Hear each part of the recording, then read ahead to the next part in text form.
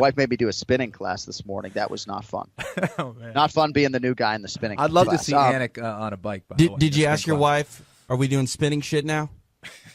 Look at this guy. I'm just full of just inside. You're not a jokes. shtick guy. Yeah. You got a lot of these little things going on today. I know you're not inherently a shtick guy. Coming up today, we're going to spend much of the show, of course, on the biggest fight in combat sports history. One of the biggest sporting events of our lifetime, Ken Flo. I think for you and me, well, I don't know if I can say this for you. I mean, growing up the NFL fan that I did and the sports fan in Boston, I mean, every Super Bowl annually, whether my team's involved or not, just feels absolutely massive. But this thing doesn't happen every year. So it's certainly top 3 for me in terms of biggest sporting events of my lifetime. So yeah.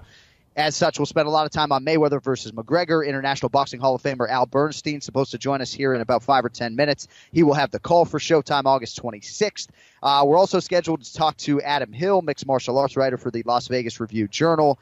We'll talk to him about the money fight, maybe get into some UFC stuff as well with Adam Hill. Before we do get going today, though, a couple of items off the top. Some good news, some not so good news, but some stuff we just want to hit on here before we get going. So an update on UFC Hall of Famer Matt Hughes earlier this week, I think on Monday. A friend of Hughes' Kenny, I'm sure you saw it, posted a picture of the two of them calling his recovery from a June collision nothing short of a miracle. And here's what Tony Zuka wrote on Instagram less than 2 months ago. I didn't know it if my best friend was going to make it. And tonight we made a jailbreak for sushi in disguise. Talk about a roller coaster of emotions. And he went on to talk about, I'm just going to read it. His progress, nothing short of a miracle. He's working so hard and fights through the frustration. He is, as he's always been, an inspiration. I can't wait to hit the mats with him again. And he told me today that he has one more round left in him. He laughed, but definitely wasn't joking. Thank you for all of your prayers. I mean, Kenny, this just feels like a weight lifted. And again, yeah. I'm not trying to read too much into this update, but, you know, this happened a long time ago. I think it was mid-June, and there hasn't been much in terms of appreciable updates. And to see a picture of Matt, you know, frail as he may be, having lost some weight, but looking encouraged and out and about, man, this will warm up your Monday real quick. No doubt about it. And that's the thing. We didn't get a whole lot of information. And for me, I just felt like, you know, that's just not a good sign. And to see him up and in a wheelchair and out and about. And again, I don't know what his recovery is going to look like and what kind of, real status he is in. But just to see him in a wheelchair and out on the sidewalk, and, you know, the fact that he's talking, he's going out to get sushi is such an amazing sign. And very happy to hear that news, man. Because he laughed, right? So he laughed. He's fighting through the frustration of whatever therapy they're giving him. So as many people know, Matt was airlifted to a hospital in the middle of June. His truck collided with a train in and about his native Illinois somewhere. And just really happy to hear that with Matt Hughes. And again, long road ahead of him, but very encouraging stuff on that front. TJ and Kenny, I know you both know Javier Showtime Vazquez. We all found out, I think, over the weekend that he was diagnosed with colon cancer, I believe, stage 3. And Kenny, this is the first mixed martial arts athlete that I ever met, even before I met the Flow. The first MMA show I ever covered, Elite XC, February 10th of 2007. That show's first ever fight card. And that night, Javier Vazquez fought Adriano Pereira, won by split decision. But just back in the day, 10 years ago at this point, we were on the bus with the athletes, and there's still some of that now, but I just remember sitting down next to him on the bus. I ended up in a rental car with the guy, and he was just, he had pink hair, I think, or yellow hair, and he was the first MMA fighter I'd ever met and couldn't have been more gracious and teaching me about Brazilian Jiu-Jitsu and everything else. And so my heart kind of dropped when I saw this over the weekend. TJ knows this guy pretty well. Kenny, have you known Javier Vazquez in the Brazilian Jiu-Jitsu community at all? I always heard about Javier Vazquez. Even being on the East Coast, he was always one of the prominent names on the West Coast, who was one of the premier competitors on the Brazilian Jiu-Jitsu scene. And I don't know him very well. Maybe I've seen him around a couple times, but he's one of those guys that everyone in the Brazilian Jiu-Jitsu community has looked up to for a very long time. Of course, was successful in mixed martial arts as well. And hearing news like that, it's heartbreaking. And it makes you feel a little bit more human as well. It reminds us always, anytime you get someone who's in the community, it reminds us we are all vulnerable. You see these superheroes in the cage and fighting, and these Brazilian Jiu-Jitsu studs, but an illness like that can get anybody, and it was just really sad to hear. TJ, I know you know Javi well and have worked with him intimately over the last several years, yeah? Yeah, he was a groomsman in my wedding. Wow. Javi Vasquez, top 5 favorite people in the world for me. So it's incredibly hard. But he's doing well. He had a tumor removed. He's got 6 months of chemotherapy ahead of him. There was a GoFundMe account. It had a goal of $35,000, and it made that goal within 3 days. Wow. So people showing their support for Javi, which is much appreciated. I don't want to air his business, but his life couldn't be harder right now. He's getting divorced, going through this. It's difficult.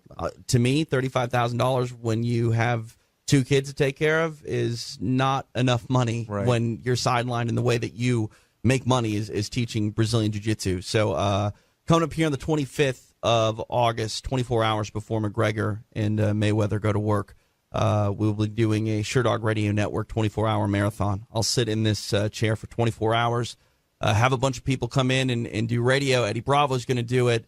A lot of people are going to jump on, and we'll be broadcasting for Javi and set up a link for people to donate some money and show their support.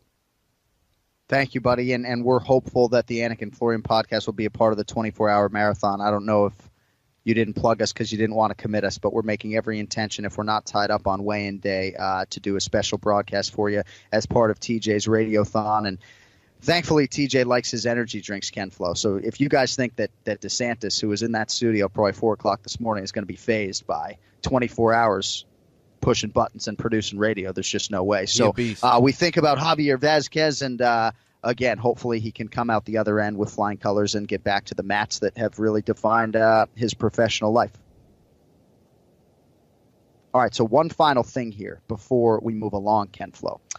So I was in Vegas for about 36 hours this weekend signing up for the Super Contest. You may recall I've talked about this quite a bit in the past. It'll be my 6th or 7th, actually, year, I think, in the contest. 3rd as a member of Team Oddshark. So Flo probably sick of hearing about this contest, and the games haven't even started. But basically, you pick 5 games against the spread in the NFL every week. Mm-hmm. And this year, for the first time, the prize for the winner is over $1 million, right? So added to Team Oddshark this year, Ring Girl of the Year, UFC Octagon girl Jenny Andrade. So we had a big weekend. We all went out, and I flew the red eye home because, again, I'm grape soft. But we had a good time celebrating and getting ready. And so we thank everybody from Team Oddshark, oddshark.com. We're going to be talking about the contest on the show here. And we're going to have Jenny Andrade on the show, Ken Flo. And really, I mean, dude, she's going to beat me in this contest. Like, I'm resigned to it. I feel like I'm 1-4 in week 1, and I'm going to be chasing the rest of the way. I don't feel any need to beat Jenny head to head. I hope we both do well as UFC representatives. You got to earn this seat on Team Oddshark year to year. But I mean, dude, Andrade, she's pretty sharp NFL mind. I got 2 questions here. First of all right, are you gonna finally freaking win this thing? Number 1, no, and number 2, does Jenny Andrade speak English? Does she speak English? She's getting there, dude. I was on the bus with her and couldn't believe just how far her English has come. But she had our buddy Richard. You remember old buddy Richard was there interpreting and helping her for the weekend. So, but we went to Topgolf. It was a good time. But again, we're focused on handicapping the NFL here in a couple weeks. And I haven't cashed, Ken Flo. Forget winning the damn thing. I can assure you. My team is called TB12, by the way, just full-fledged. That's awesome. By the way, I saw you hit that golf ball, dude. You crushed that damn thing. I heard everyone go, "Oh, dude, you still got it."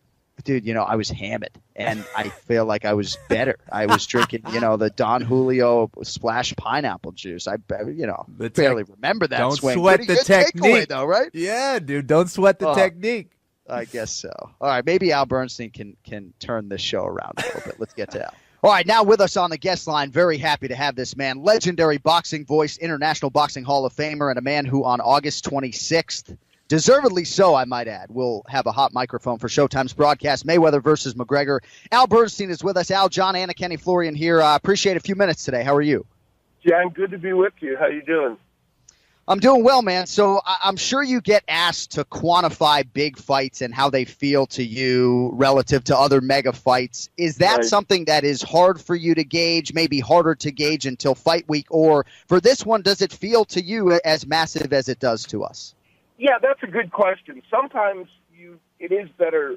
You get a better feeling of it the week of the fight because you get the feeling of where it's headed. But then there are other times, like I would say Mayweather-Pacquiao was a good example, or in the old days, from that batch of fights that I worked, when I was 10 years old, the Hagler-Hearns and Hearns-Leonard, you knew those, you could feel those weeks in advance. I would say this fight is one of those ones that you can feel already the sense of them in terms of how many people are interested.